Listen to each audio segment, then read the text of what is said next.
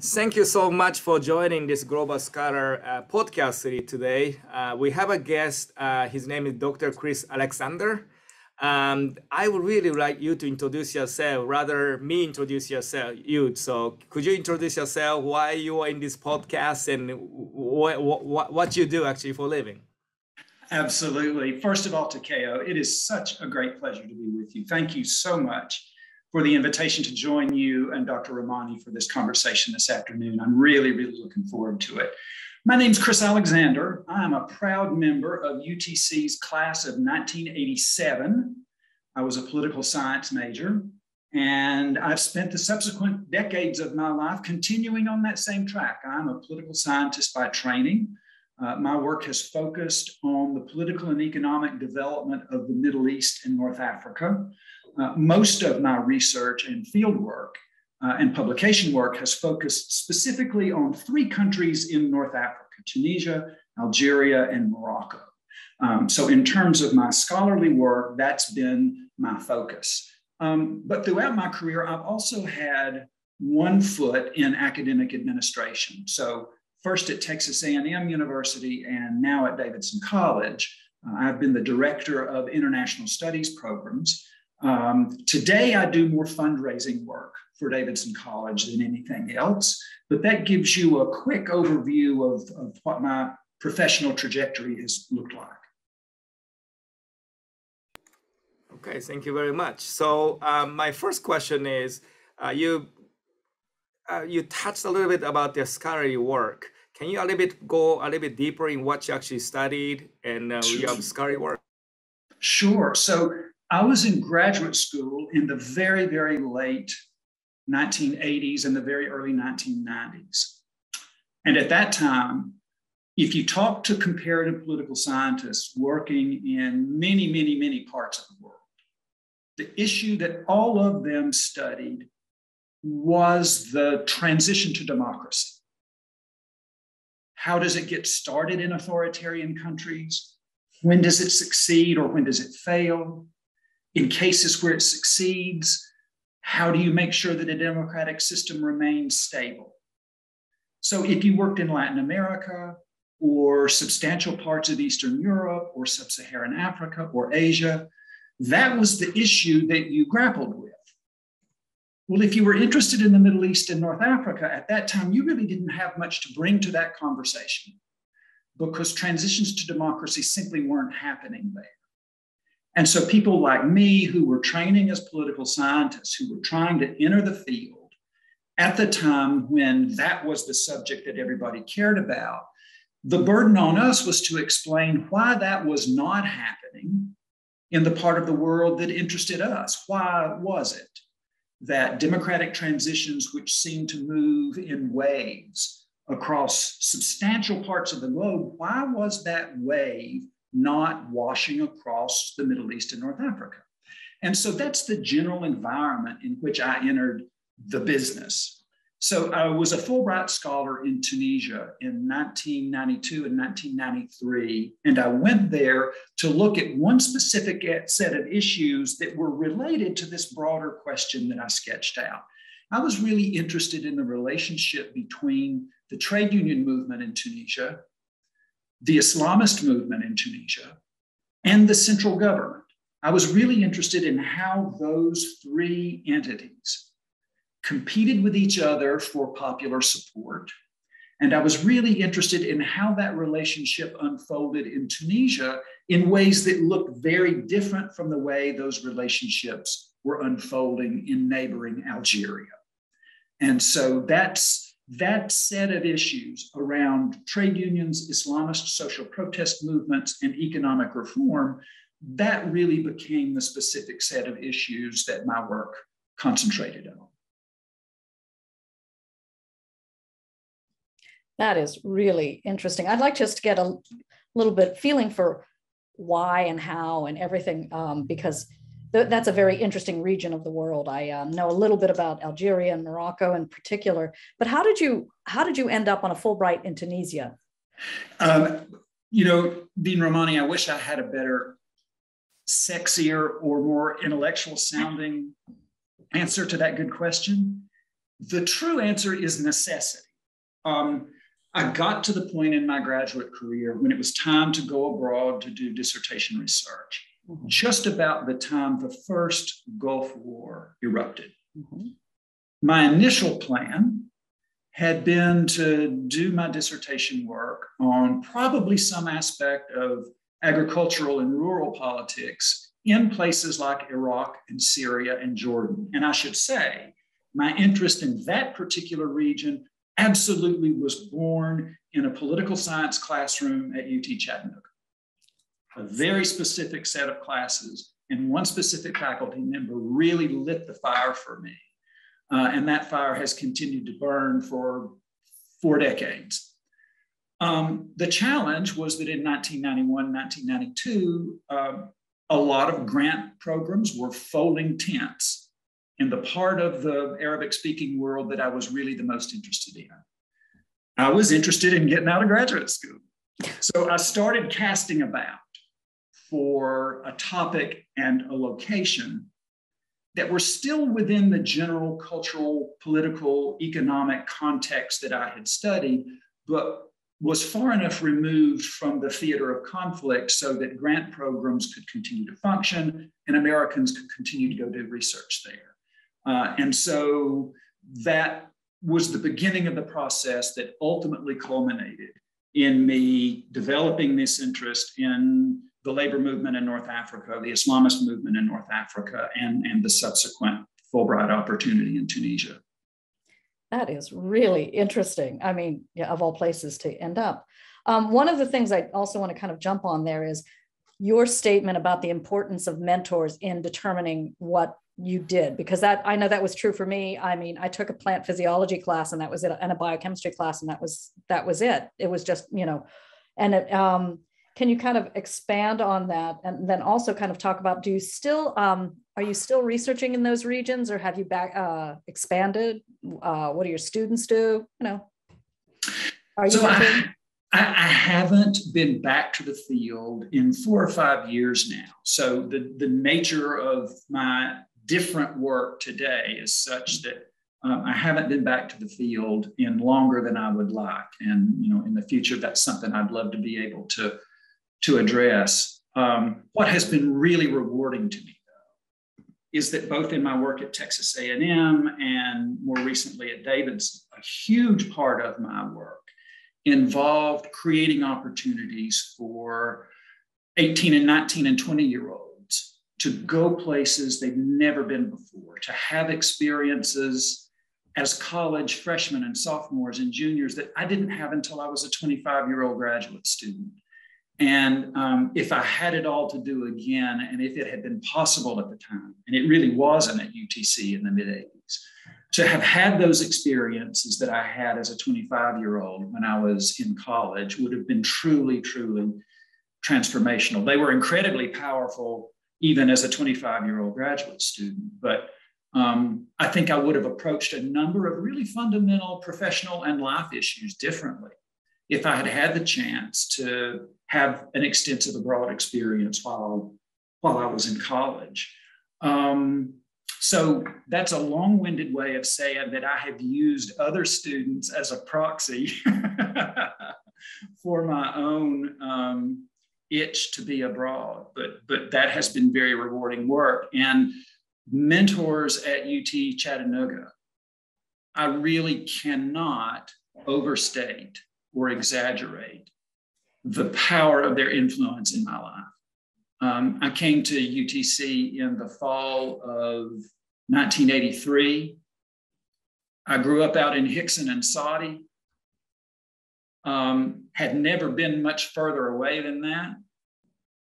And I remember it very distinctly. So I don't know how y'all do orientation now, but back in the day, once you graduated from high school, you had a series of orientation opportunities you could choose from over the course of the summer.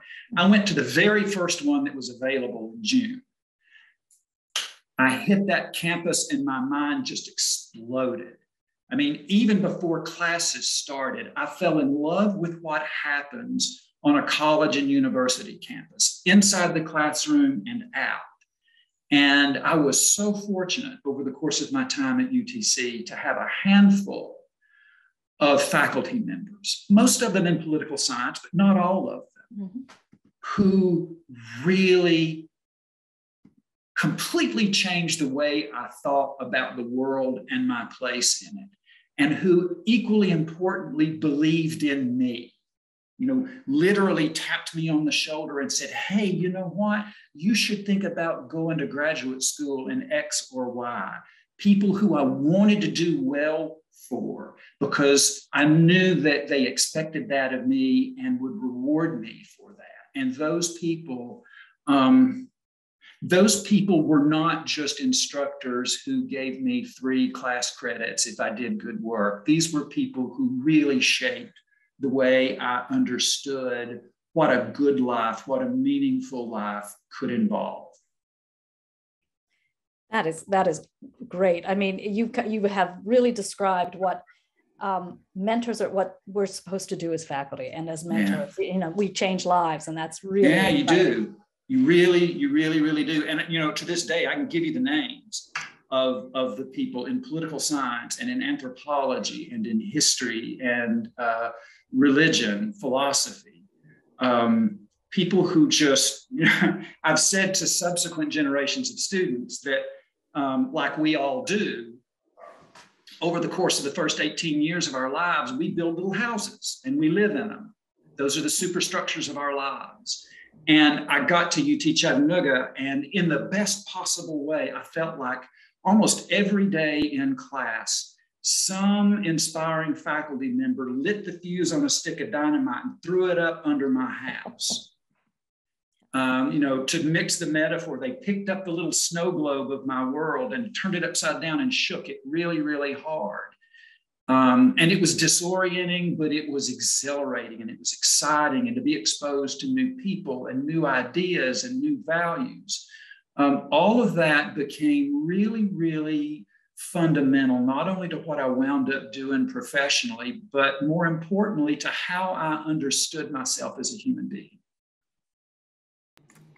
That is wonderful. And I think I don't want to jump ahead into some of the other questions, but I think that it's your statement about how travel, especially experiencing another culture, also is transformational to students as well, because it takes you outside your comfort zone and introduces you to completely new ideas and new ways of doing things and new types of food. So yeah.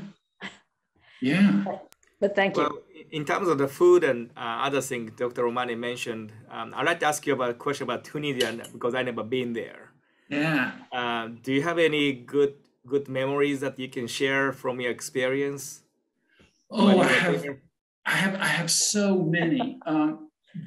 But here's one that I'll share. It's a favorite memory, but it was not a pleasant experience in the moment. I had arrived in Tunisia fairly shortly after a change in government. Tunisia had changed presidents for the first time since independence, and they had changed presidents through a bloodless coup, but a coup nonetheless. Mm-hmm. And there had been great enthusiasm and excitement about the prospect for democratic change in Tunisia in the months after the new president came to power. And long story short, by the time I got to Tunisia, it had begun to become very clear that that was not going to happen, that the new president was going to be every bit as authoritarian as his predecessor, and in some ways more so. I didn't really understand what that meant in a lived human experience way until one day in particular. I had just finished spending about 4 hours interviewing a gentleman who had held almost every ministerial portfolio in the prior government. Because the new president saw him as a threat, my interviewee was under house arrest. All of that went on unbeknownst to me. I stepped out of his house, was walking down the road to find a cab to take me back to where I stayed. And a car along the side of the road, the window rolls down, a hand comes out and waves me over. And for the next half hour, I have a very, very frightening encounter with the secret police of the Interior Ministry. And after this had endured for, a good half an hour, my friend pulled up behind me in his car, and he rolled down his window and he said to the officers, "Gentlemen, is there a problem here?" And they said, "No." And he looked at me and he said, "Get in my car." And I got in the back seat and I was shaking like a leaf. And he looked up at me in his rearview mirror and he says, "I see you've met my guardian angels. Now you know what it's like to live here." He knew all along that that was going to happen to me. He didn't warn me because he knew that, first of all, they were very unlikely to truly hurt me. But secondly, he wanted me to have the lived human experience of what it was like for Tunisians every day. And that experience had such a powerful impact on the way I approached every subsequent interview, but it also really gave me a much heightened sense of empathy with the people I lived among. So again, that's a favorite teaching moment, but it was not a pleasant experience in the middle of it. Mm-hmm. And I would also like to ask some lighter question. You've been to so many different countries, and which country or city is your favorite place to visit, and why? Oh, that is so hard. Can I pick two? Sure. All right. The first is Varanasi in India. It is considered by many people to be India's holiest city. It's on the Ganges. If you've ever seen photographs of cremations and religious ceremonies on the banks of the Ganges, there's a very good chance that that photograph was taken in Varanasi. It is such an ancient place. To be there is a sensory overload. The sights, the smells, the number of people, the colors, the food. It's exhausting, but it's exhausting in an incredibly exciting sort of way. My second pick probably would be Damascus, Syria. I had a chance to spend the better part of a month in Syria about a year before the most recent civil war began. And the tension was beginning to build. But at that time, you could still go to Syria and really get some sense of the complexity of the politics, the complexity of the social fabric, and the richness of it. And to be in one place where you saw some of the most extraordinary Roman ruins, early Christian ruins, Crusader ruins.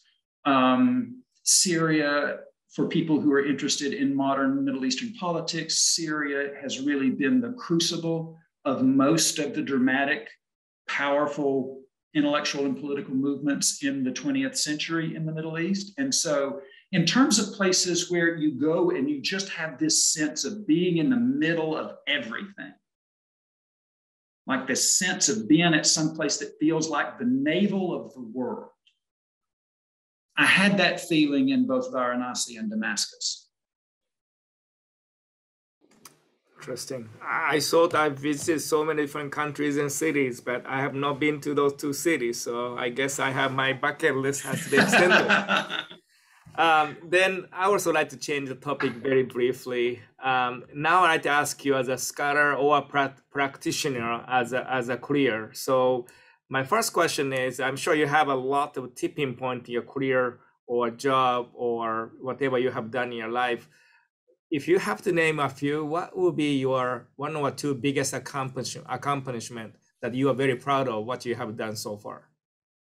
I think if I had to pick one, I would pick an opportunity that I had in the fall of 2014 Many of your listeners have heard of the Carter Center, headquartered in Atlanta, that does extraordinary work on a broad range of human rights and public health issues across the globe. One of the things for which the Carter Center is best known is its election monitoring work. And in 2014, Tunisians had the opportunity to go to the polls for their very first post-Arab Spring, first truly free and fair set of legislative and presidential elections. And I had the great privilege of going to Tunisia as part of the Carter Center's election monitoring team.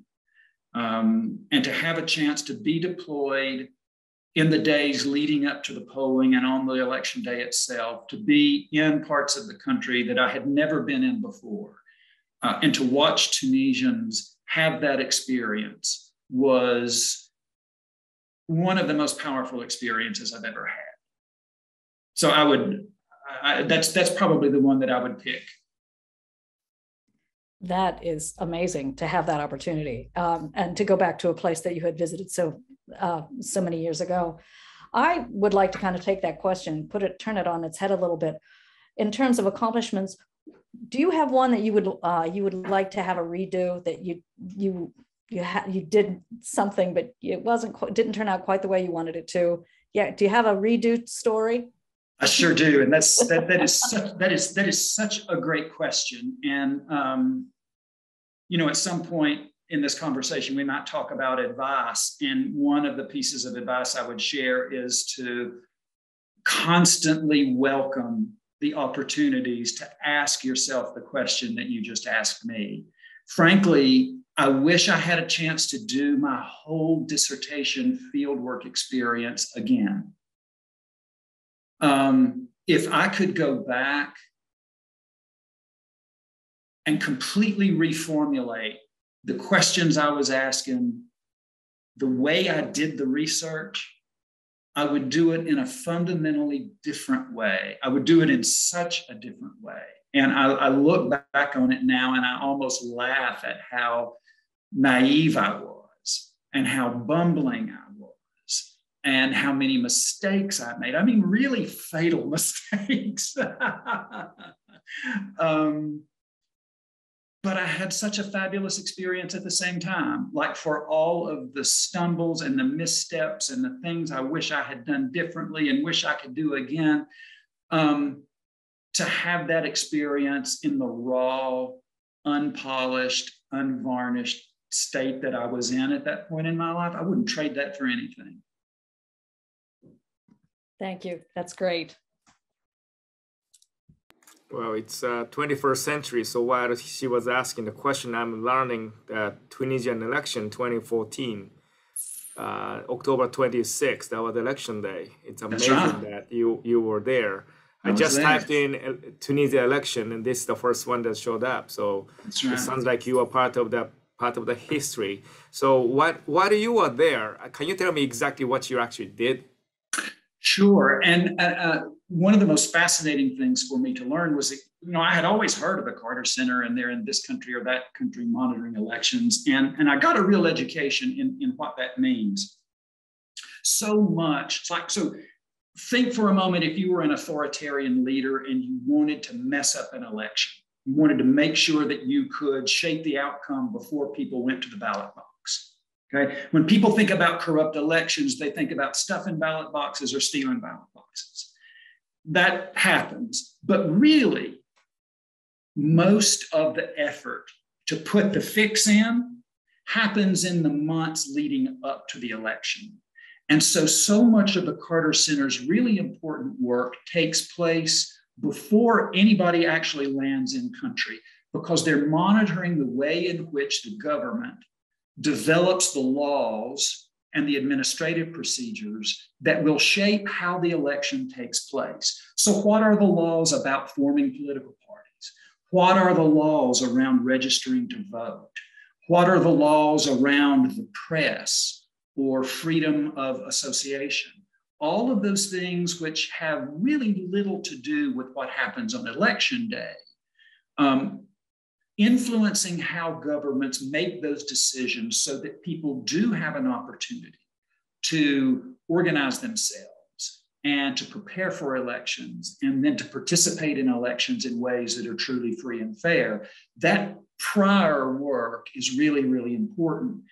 In terms of what happens when an observation team gets there, one of the things that was really clear to me is that a big part of our job, and when I say our job, I mean the Carter Center team and also a large team from the European Union. In many respects, our job was simply to validate the very idea that citizens should be able to monitor the conduct of elections, because the real work of looking for inconsistencies or looking for illegalities, that was done by the Tunisian NGO community. The Tunisians had very, very sophisticated election observation teams. They're the people who really understood the intricacies of the law. They had more advanced language skills. They understood the unwritten rules of the electoral process. And so in many respects, what the Carter Center did was to provide an umbrella for them. You've got to give them access because you've got to give us access. And so I came away from the experience with tremendous respect for those Tunisian organizations, human rights organizations, women's rights organizations, electoral freedom organizations. Those were the people whose eyes on the process really helped to ensure that Tunisians had that opportunity in 2014 to have an electoral experience that really was a free and fair process. Was that a paper-based the vote, or did they have election machine like we do now? No, it was so interesting. Most of the polling stations were in schools, in little towns and villages or neighborhoods across the country. And so students' desks had little cardboard, 3-sided compartments, and you took your paper ballot and you inked your thumb and you placed your inked thumb mark by the symbol for the party for whom you wanted to vote. And I'll never forget being in one little country polling station about an hour outside Tunis. And this older woman who had walked, I think she said 3 miles to get to the polling place. This is a woman who was old enough to have lived in Tunisia when it was still a French protectorate. So she had never in her life experienced a free and fair election. So she comes in and she's dressed very traditionally and she gets her paper ballot and she takes it around behind the partition and she stands there and she stands there. And after about 15 seconds, her head pops up and she calls out to everybody in the polling station, "Who am I supposed to vote for?" And it was funny, but it was so rewarding to see a woman who had never had the opportunity to do this, who wasn't even sure who she should vote for, but she knew that this was an historic opportunity and that she, as a fully enfranchised citizen, must take advantage of it. That was really inspiring. That is really, really inspiring. One of the things that I keep thinking about here, given our current situation with the way people look at political science as a social science and just sciences in general, it's really refreshing to hear your career right now and your scholarly work, because when a kid comes to college and you get into, it's not like you're like, hey, I think I'll be a political scientist. You're going to be a doctor. You're going to be a, dentist. Nobody goes in thinking they're going to be a political scientist. So I guess this is my roundabout way, just in hearing these stories, is one, how did you decide on political science? And secondly, you really can have a terrific, amazing, exciting career. And how do you pass that message along to your students? Yeah, you are so right. I had no intent when I arrived at UTC. I had no intent of becoming a college professor or administrator. I didn't. I thought I was going to be either a lawyer or a journalist. And I thought, well, I'm interested in politics, domestic stuff, and global stuff. I hear that a bunch of people who become lawyers or journalists majored in political science, so I'll go for it. So I declared a political science major from the very beginning. And two things happened to me over the course of my first semester that reaffirmed my commitment to being a political science major, but entirely changed my plan for what I would do with it. I got really, really lucky. And like in September, a college friend of mine, a fraternity brother, passed down to me his job as a runner, a gopher, for a law firm in Chattanooga. So I would go to class in the morning, and then I would go downtown and I would spend the afternoon running around courthouses and law offices in downtown Chattanooga. I took a look at that work on a daily basis and decided that that wasn't for me. And at the same time that I was becoming disenchanted with the practice of the law, at least as I saw it being practiced in this particular context, that really transformative, revolutionary even experience that I described earlier in the classroom, that was happening. And I don't mean to sound weird or geeky about this, but it was like, for me, going to class, not every day, but most days, was like grabbing hold of an electric cable. And I just thought that the people who provided that current, those people were wizards. Like, those people were magicians. And they completely changed the way I thought about myself. And they made this stuff not just intellectually exciting, but personally exciting. The stories they told. And I thought, man, that's the stuff. I got to do that. Like, these people did this for me. Can I be that kind of wizard for somebody else? And I didn't do it out of any sense of altruism so much. It just seemed like fun. It just seemed like great troublemaking fun. To really challenge the way people thought about the world, thought about their government, thought about their place as citizens of a country and of the global community. And that's the needle that I stuck in my veins about halfway through my freshman year and never pulled it out. Thank you. Well, in the same line, and I think you seem to have a very exciting life and successful career. So what do you think what type of skill do you think help you become who you are or what you are? Boy, that's a tough one. I think more than anything else, curiosity. Curiosity and a willingness to take some risks and mess some things up. And this is why I think that my experience at UTC was so powerful. To go back to a theme that I touched on a little bit earlier, I don't think I would have had the confidence to apply to graduate school, to actually go and to stick it out, and to think that I might be able to get on a plane and go halfway around the world and have the kinds of experiences that I had the chance to have. That would not have happened if that handful of UTC faculty members hadn't steadily over the course of 4 years, in obvious and not so obvious ways, let me know, you need to do something with this. Like, you need to channel this curiosity in a really rigorous way.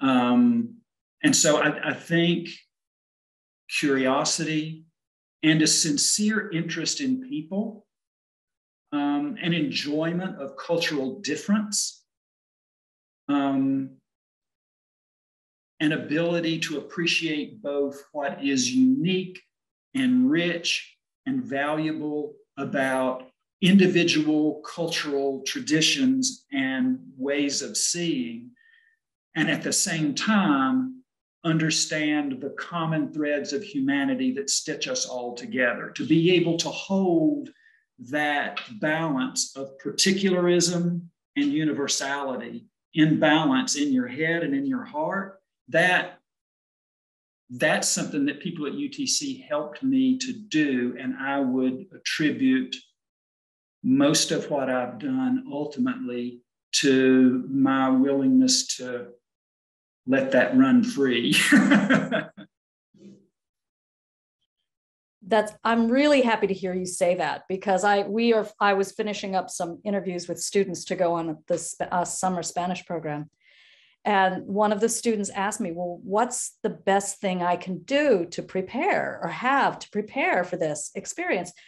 And you just echoed everything I told them. Be really curious, because you're only going to get out of the experience what you put into it, the effort that you put in, the curiosity that you have about things. And don't be afraid to fail and make a fool of yourself, because, let's be honest, we all do it every day. But You're saying this is very exciting, because it reiterates to the students that, we were all there with them. We all were there. We all made mistakes. And it's very inspiring to hear it from somebody with your successes as well. So I'm hoping that I can tell my students to be listening to this too. So. You are kind to say so. And I think if that's the message that you convey to your students, you are telling them exactly the single most important thing they need to hear is go have an adventure, go be open, and go be willing to laugh at yourself. Because the vast majority of I've over the years, I've pretty frequently been asked by people, well, God, you've spent time in some parts of the world where Americans aren't always terribly popular, like Damascus and even Tunis and places in the Arabian Peninsula. Like, has that ever been a problem? And it almost never has been. And the thing that I have found, as cliche, as trite as this sounds, people across cultures, because they are human, almost always respond to kindness, to curiosity, and to questions. Like, one of the most important interview skills I ever learned was prepare your questions beforehand for two reasons. If you're asking questions that give somebody else an opportunity to talk about themselves, they're going to like you. And secondly, especially if you're working in a language that's new to you, if you've prepared the questions, you're shaping the content of the conversation. That means that conversation is likely to take place using vocabulary that you already know. If you don't go in well prepared with questions, not to pontificate, but with questions, then you lose control of what happens in that conversation. So that would be my advice. Thank you. So I can say officially, three of us are getting old. We are not getting younger. And I think it's getting harder and harder for younger people to get more curiosity than ever before, because they can find so many answers on the palm. How do you think they should develop what they could develop 10, 20 years ago for their sake? What do they need to do? In terms of cultivating curiosity or preparing themselves to go abroad or go out into life generally, right? I guess I'd say the following things. First of all, in the name of whatever is holy to you, have an international experience while you're in college. Do it. Like, a good study abroad experience will not be like any other tourist experience you will have in your life.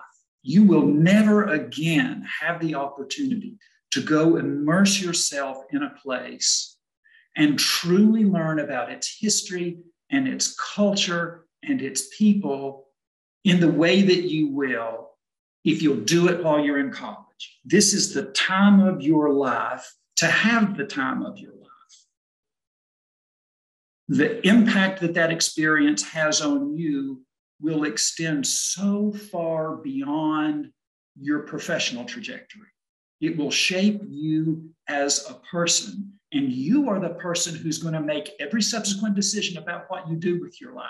So that time that you invest in an experience abroad that expands you, you're expanding your own human capital for whatever kind of work you choose to do. So my fundamental experience, or my fundamental piece of advice related to this conversation, is have an abroad experience while you're in college. The second thing I would say is, if you're at all interested in an internationally oriented career, invest in language study now. Do it early. I didn't start it early enough. Graduate school, post-collegiate life is a terrible time to have to try to learn a new language. You will never again have the time and the opportunity that you have right now to invest in building language fluency. It is worth it. Even if you don't see yourself immediately stepping into a job in which you'll use that language, what you will learn about other cultures, the way your brain will function differently because of what you learn through the study of another language, is invaluable. Almost no other kind of exercise will cultivate your mental capacities in the way that foreign language study will. Make yourself write. Write. Take classes that force you to write. Writing, being able to articulate thoughts and ideas clearly and critically, that is universal coin of the realm. Do it. The last thing I would say is, think about your education, your whole college education, in the way that I described the importance of having an abroad experience. This is your last good chance to really shape the person you will be. You've got the rest of your life to specialize, to prepare for a job. Frankly, your generation is going to change jobs more often than any predecessor generation. So what's important is not for you to learn how to do one job, but how to be a rigorous, curious learner. You will learn what you need to learn in any job, but only if you have invested in thinking about developing a really strong core set of thinking and communicating skills, and if you have developed a breadth of mind in terms of your ability to appreciate contending ideas, appreciate alternative value systems, think about who you are and what you believe in. I'm not making a case for grotesque relativism. Think about what you believe in. But again, think about what's important to you, but at the same time, be able to respect the integrity and the coherence of other value systems. The 4 years you have in college, that is the last time in your life when you are likely to have that block of time to make that kind of investment in the very foundation of who you will be as a person and as a professional. So that's my sermon. Oh, thank you. I have one more question. Dr. Romani, do you have any last question right to ask? No. Thank you very much. That's been fabulous. It's been a wonderful discussion. So my last question is you talk about other people, but how about you? What is coming up for you in near future? Would you tell me? Would you answer that for me, Takeo? No, it's like I said, right now I do fundraising work for Davidson College, and that's really powerful and rewarding work. I think of this as paying it back a little bit. I spent so long taking other people's money and putting it in the hands of students for transformative experiences abroad. And now I have an opportunity to go out and help this particular institution gather together the resources to help students continue to do that. I have two kids who are kind of at interesting transitional points in their life. One is a very recent college graduate. The other starts college next year. So in terms of what lays ahead, their immediate futures will have a big impact on that. I could see myself trying to go back into some kind of work that involved teaching or administering or writing in some way. But exactly what that looks like, I don't know at this point. And as weak as that sounds, I hope that students who are listening to this will take some consolation and some confidence in knowing that throughout your life, you will have occasions to rethink who you are and what you do. And that happens even when you've been out of college for 35 or 40 years. So don't be afraid of that. Well, did your kids studying or studied political science by chance? They did not. No, no. I think both our kids decided that the household they grew up in had a gracious plenty amount of political science and American history between their parents. And so that's not been the field of passion for either of them. So what do they study? So our daughter was an economics major. And our son, who starts college in the fall, will be a journalism major. So that's a very interesting combination. Yeah. So it will be fun to vicariously relive the college experience with our son.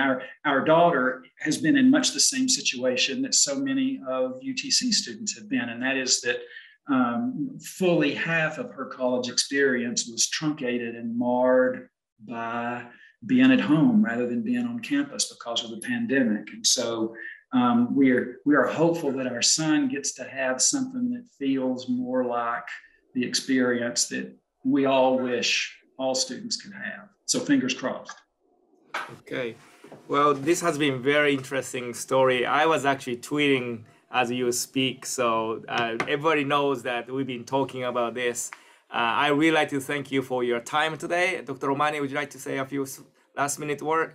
No, I also want to thank you for your time. This was fascinating.